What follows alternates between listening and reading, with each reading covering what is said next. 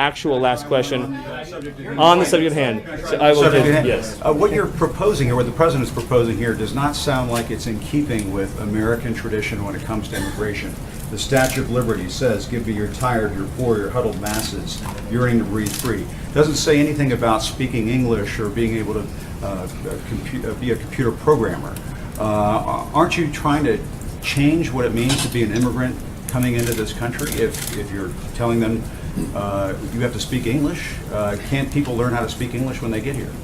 Well, first of all, right now it's a requirement that to be naturalized you had to speak English. So the notion that speaking English wouldn't be a part of our immigration systems would be actually very ahistorical. Secondly, I don't want to get off into a whole thing about history here, but the Statue of Liberty is a symbol of liberty enlightening the world. It's a symbol of American liberty lighting the world. The poem that you're referring to that was added later is not actually part of the original Statue of Liberty, but more fundamentally, the history. More fundamentally, you're saying the that history, that does not represent. I'm saying that. What I'm the saying that country the has always notion. thought of I'm as saying the notion that immigration coming into this I'm saying the country? notion.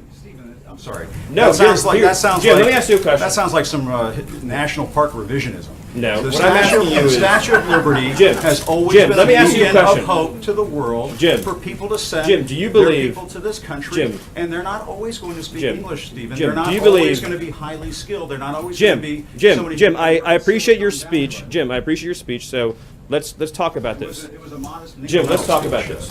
In 1970, when we let in 300,000 people a year, was that violating or not violating the Statue of Liberty law of the land? In the 1990s, when it was 500,000 a year, was it violating or not violating the Statue of Liberty law of the land? Was it violating? When it was 700,000 a year. No, tell me what years.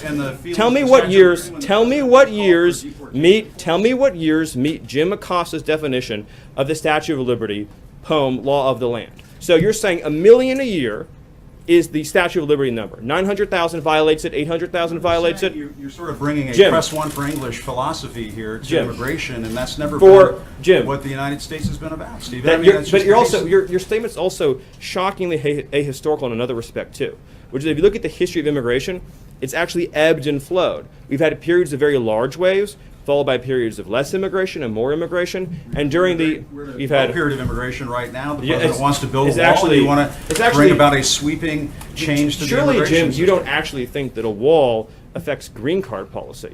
You couldn't possibly believe that, do you? Actually, the notion that you actually think immigration is at a historic law, the foreign-born population in the United States today, With the Jim, new chief of Jim, staff on Monday talking about how border crossings. do you were really, way I ahead. want to be serious, Jim, do you really at CNN not know the difference between green card policy and illegal immigration? Sir, Are you my really father don't know was a that? Cuban immigrant. He came to this country in 1962, right before the Cuban Missile Crisis, and obtained a green card. Yes, people who immigrate Okay, to this so country Jim- can eventually. People who So, Jim, immigrate as to a this factual country question, through Jim. not through Ellis Jim, as a Island, factual- your family Jim, may as a have, factual but in question- other ways, do obtain a green card at some point. They do it through a lot of hard work. And yes, they may learn English as a second language later on in life. So, but this Jim- whole notion of, well, they could learn, they have to learn English before they get to the United States. Are we just going to bring in people from Great Britain and Australia? Jim, actually, I have to honestly say, I am shocked at your statement that you think that only people from Great Britain and Australia would know English. It reveals your cosmopolitan bias to a shocking degree that in your mind, no, this is an amazing moment. This is an amazing moment that you think only people from Great Britain or Australia would speak English is so insulting to millions of hardworking immigrants who do speak English from all over the world. Jim, have you honestly never met an immigrant from another country who speaks English outside of Great Britain and Australia? Is that your personal experience? Of course, there are people who come. But that's not what you said, and it shows your cosmopolitan bias. And I just want to say, It sounds like you're trying to engineer the I just wanna racial say- and ethnic flow of people into this country. through Jim, this that is one policy. of the most outrageous, insulting, ignorant, and foolish things you've ever said. And for you, that's still a really the notion that you think that this is a racist bill is so wrong and so insulting. Jim, the reality is that the foreign-born population into our country has quadrupled since 1970. That's a fact. It's been mostly driven by green card policy. Now, this bill allows for immediate nuclear family members to come into the country, much as they would today, and then it adds an additional points-based system. The people who've been hurt the most, Saying that people have to be the English people who've speaking been, when they're naturalized. What the is this people who've English been, the people who've speaking been, component the that people you who've been inserted hurt the into most that? by the policy you're advocating are What policy am I advocating? apparently just unfettered, uncontrolled migration.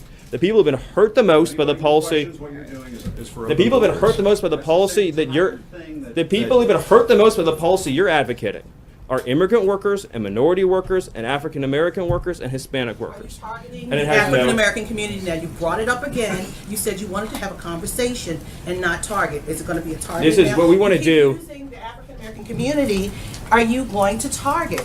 I'm not trying to be funny, but Right, you and keep I know what you're this. saying. What you're saying is 100% correct. Thank you. We want to help unemployed African Americans in this country and unemployed workers of all backgrounds get jobs. And insinuations like Jim made, trying to ascribe nefarious motives to a compassionate immigration measure designed to help newcomers and current arrivals alike, is wrong.